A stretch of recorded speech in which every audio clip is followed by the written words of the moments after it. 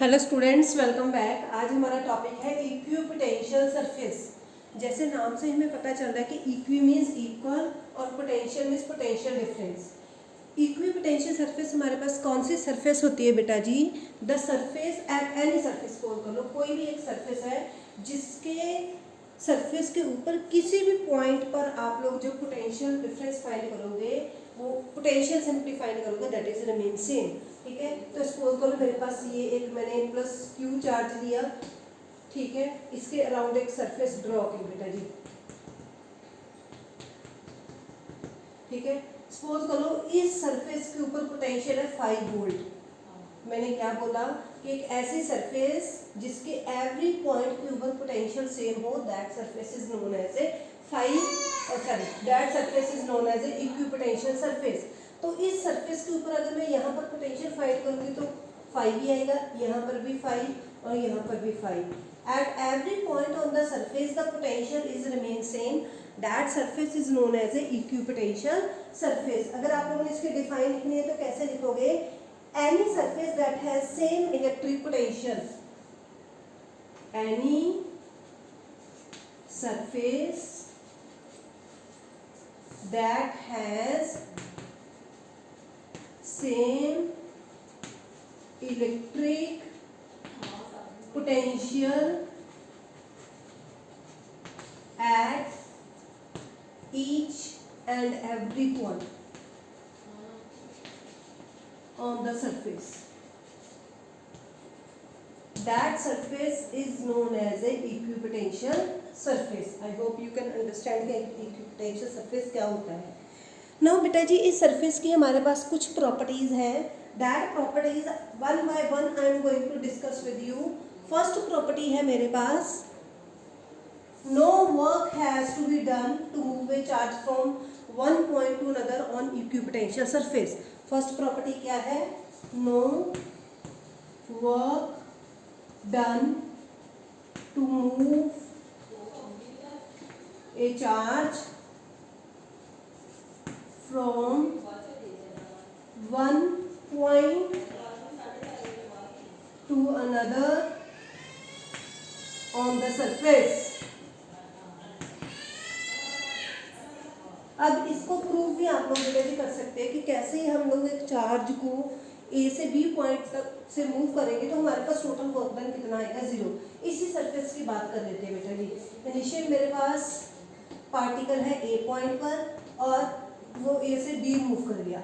Is it okay? हमारे पास potential का फॉर्मूला क्या होता है? V is equal to W by Q not.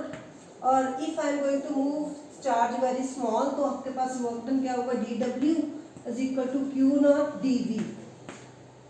Now from this diagram I am going to move charge from A to B।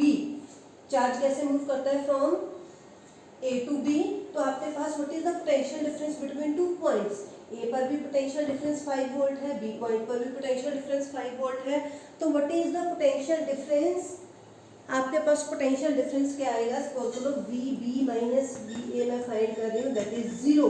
तो this VB minus VA क्या है? हमारे पास dV। तो what is change in potential? Change in potential आपके पास कितना हो जाएगा? 0। तो डेल्टा W क्या आ जाएगा? Q not into 0। और आपके पास work done to move a charge from one point to another on equipotential surface, that is remain 0। I hope you can understand ये आप लोगों ने कैसे प्रॉपर्टी एक्सप्लेन करनी है। नेक्स्ट प्रॉपर्टी है आपके पास, सेकेंड प्रॉपर्टी है electric field is always normal to the equipotential surface. Very important second property discuss करने जा रही हूँ।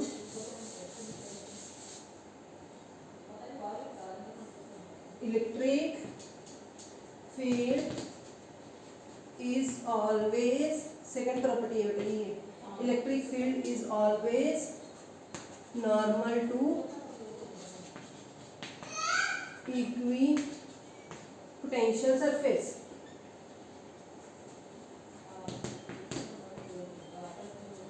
अब देखो मेरे पास मैं वही चार्ज ले रही हूँ plus Q charge. Due two plus Q charge यहाँ पर इलेक्ट्रिक फील्ड क्या होगा? रेडियली आउटवर्ड, ऐसे होगी इलेक्ट्रिक फील्ड। ठीक है। और इस चार्ज के around I am going to make a equipotential surface.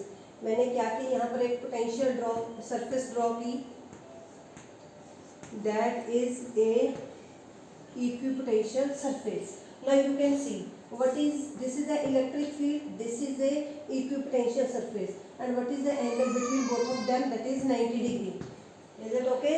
From this you can be understood electric field always normal to the equipotential surface. Is it okay? ये आपकी second property है। Third property है आपके पास, two equipotential surface never intersect each other. Two equipotential surface never cross or intersect, never cross each other. इसका question कैसे आता है, या तो आता है explain two equipotential surface never cross each other, और while equipotential surface never cross to each other. इसका रीजन आपके पास क्या है, at the point of intersection, जहाँ पर भी दो इक्विपोटेंशियल इंटरसेक्ट करेंगी उस पॉइंट पर हमारे पास दो वैल्यू आ जाएगी इलेक्ट्रिक पोटेंशियल की, दैट इज नॉट पॉसिबल। ठीक है, आप इसका रीजन दोगे, at the point of intersection there is two values of electric potential. This is not possible actually, so that's why two electric potential never intersect each other. So this is the third property of equipotential surface. Fourth property हमारे पास, last property क्या है, जितनी ज़्यादा electric potential, fourth property है आपके पास, fourth property है equipotential surface की, जितनी ज़्यादा इलेक्ट्रिक फील्ड स्ट्रॉन्ग होगी, मतलब जितनी ज़्यादा क्राउडेड ऑफ इलेक्ट्रिक फील्ड होगी बेटा जी, उतनी ज़्यादा हमारे पास इक्विपोटेंशियल सरफेस क्लोजर होगी।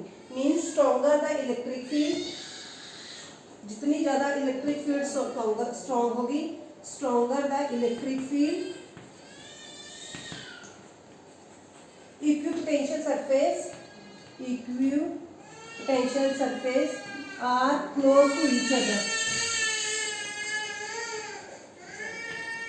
उतनी ज़्यादा ये क्लोज होगी। I hope everyone understood. Next we have to discuss in the next class.